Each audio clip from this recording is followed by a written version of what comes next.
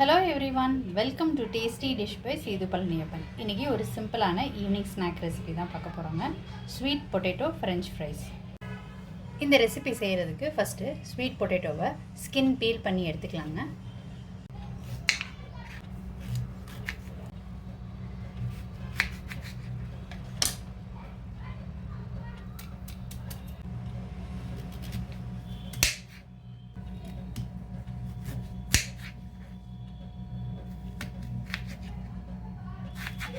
Sweet potato இந்த மாதிரி cut பண்ணிக்கோங்க.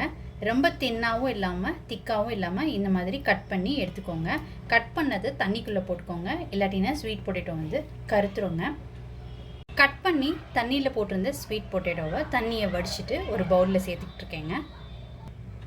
இப்போ உப்பு சேர்த்துக்கிறேன், ரெட் சில்லி பவுடர் சேர்த்துக்கிறேன், கார்ன்ஃப்ளவர் மாவு சேர்த்துக்கிறேங்க.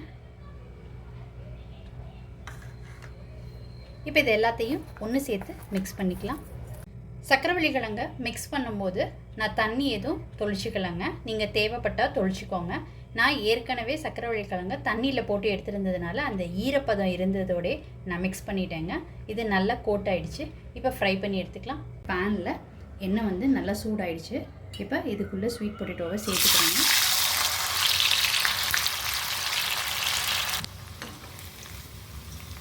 இப்போ பெரட்டி விடலாங்க. இப்போ நல்லா ஃப்ரை ஆகிடுச்சு, எடுத்துடலாங்க. இதே மாதிரி அடுத்ததையும் ஃப்ரை பண்ணிக்கலாங்க. ஸ்வீட் பொட்டேட்டோ ஃப்ரெஞ்ச் ஃப்ரைஸ் வந்து ரொம்ப சூப்பராக ரெடி ஆகிடுச்சுங்க. நீங்களும் இந்த ரெசிபி கண்டிப்பாக ட்ரை பண்ணி பாருங்கள். ரொம்ப சிம்பிள் அண்ட் ஈஸி ரெசிபி தான். ஸ்வீட் பொட்டேட்டோ சாப்பிடாத பசங்களுக்கு கூட இந்த மாதிரி செஞ்சு கொடுத்தீங்கன்னா கண்டிப்பாக சாப்பிடுவாங்க. இப்போ இன்றைக்கி ஸ்வீட் பொட்டேட்டோ பேன் கேக்ஸ் தான் பார்க்க போகிறோங்க. ஃபஸ்ட்டு இந்த ஸ்வீட் பொட்டேட்டோவை ஸ்டீம் பண்ணி எடுத்துக்கலாங்க.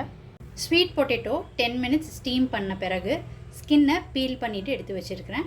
இப்போ இதை ஜாரில் சேர்த்துக்கலாம். இதில் ஒரு எக்கை உடச்சி ஊற்றிக்கிறேங்க. அடுத்து இதில் சுகர் சேர்த்துக்கிறேன். இது ஆப்ஷனல், வேணும்னா சேர்த்துக்கோங்க, இல்லைன்னா ஸ்கிப் பண்ணிக்கோங்க. ஒரு ஸ்பூன் சேர்த்துக்கிட்டு இருக்கேன். இதை ஒரு தடவை சுற்றி எடுத்துக்கலாம். இதை ஒரு தடவை சுற்றி எடுத்துக்கிட்டாச்சு. இப்போ இதில் அரை கப் கோதுமை மாவு சேர்த்துக்கிறேன். 1 டீஸ்பூன் சின்னமன் பவுட்ரு சேர்த்துக்கிறேன்.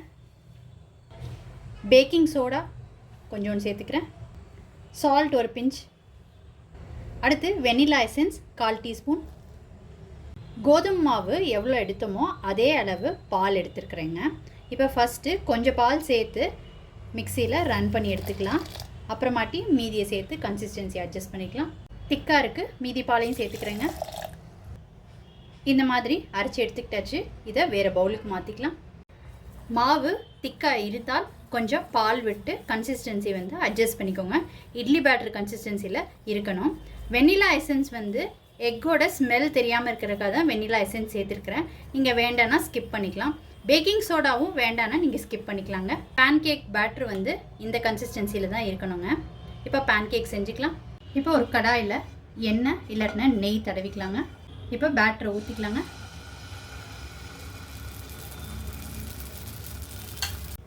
ஒரு சைடு நல்லா வெந்ததுக்கப்புறம் திருப்பி போட்டு இன்னொரு பக்கமும் நல்லா வேக வச்சுக்கலாங்க. இப்போ எடுத்துடலாம். இதே மாதிரி எல்லாத்தையும் ஊற்றிக்கலாங்க. ஸ்வீட் பொட்டேட்டோ பேன் கேக்ஸ் வந்து ரொம்ப சூப்பராக ரெடி ஆகிடுச்சுங்க. இப்போ இதில் ஹனி இல்லாட்டினா மேப்பிள் சிரப் ஊற்றி சாப்பிட்டா ரொம்ப சூப்பராக இருக்கும். நான் ஹனி தான் சேர்த்துக்கிறேங்க.